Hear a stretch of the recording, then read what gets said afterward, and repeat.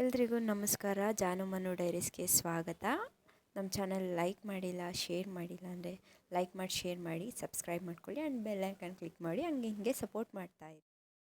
ಇತ್ತೀಚೆಗೆ ನಡೆದ ಇರಾಕ್ನ ಎರ್ಬಿಲ್ ಏರ್ಬೇಸ್ನಲ್ಲಿ ನಡೆದ ಒಂದು ದುರಂತ ಘಟನೆ ಬಗ್ಗೆ ಇವತ್ತು ಮಾತಾಡ್ತಾ ಇದ್ದೀವಿ.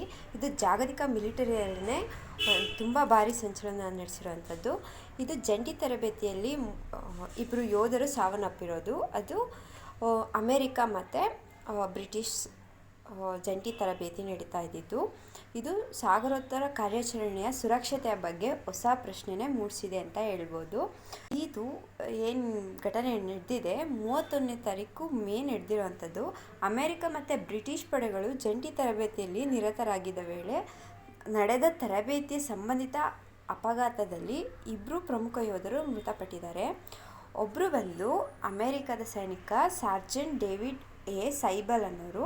ಇವ್ರಿಗೆ 26 ವರ್ಷ. ಇವರು ಅಮೇರಿಕದ ಏರ್ ಆ್ಯಂಬುಲೆನ್ಸ್ ಕಂಪನಿಯಲ್ಲಿ ವರ್ಕ್ ಮಾಡ್ತಾಯಿದ್ರು. ಆ್ಯಂಡ್ ಇನ್ನೊಬ್ಬರು ಬ್ರಿಟಿಷ್ ಸೈನಿಕ, ಅವ್ರ ಹೆಸರು ಬಂದು lance corporal James Stewart Freeman ಅನ್ನೋರು.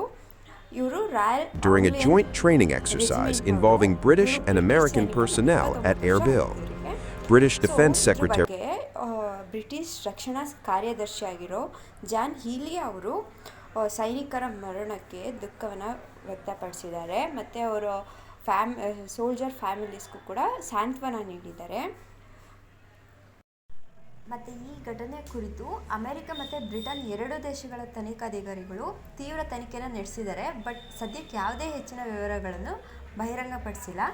ಆ್ಯಂಡ್ ಇರಾಕ್ ಮತ್ತು ಅಮೆರಿಕ ತನ್ನ ಮಿಲಿಟರಿ ಬಲವನ್ನು ಕ್ರಮೇಣ ಕಡಿಮೆ ಮಾಡ್ತಾಯಿದ್ರು. ಅಲ್ಲಿನ ಕುರ್ದಿಶ್ ಪಾಲುದಾರರೊಂದಿಗೆ ಅಮೆರಿಕ ಹೊಂದಿರೋ ಸಹಕಾರ ಇಂದಿಗೂ ಅವರ ಪ್ರಾದೇಶಿಕ ನೀತಿನ ಒಂದು ಮುಖ್ಯ ಭಾಗವಾಗಿದೆ. ದೇಶಕ್ಕಾಗಿ ಸೇವೆ ಸಲ್ಲಿಸ್ತಿದ್ದ ಈ ಯೋಧರ ಕುಟುಂಬಗಳಿಗೆ ನಮ್ಮ ಸಾಂತ್ವನಗಳು. ಇಂತಹ ಘಟನೆಗಳು ಯುದ್ಧದ ಹೊರತಾಗಿಯೂ ತರಬೇತಿ ಸಂದರ್ಭದಲ್ಲಿ ಸೈನಿಕರು ಎದುರಿಸೋ ಅಪಾಯಗಳ ಬಗ್ಗೆ ನೆನಪಿಸ್ತವೆ.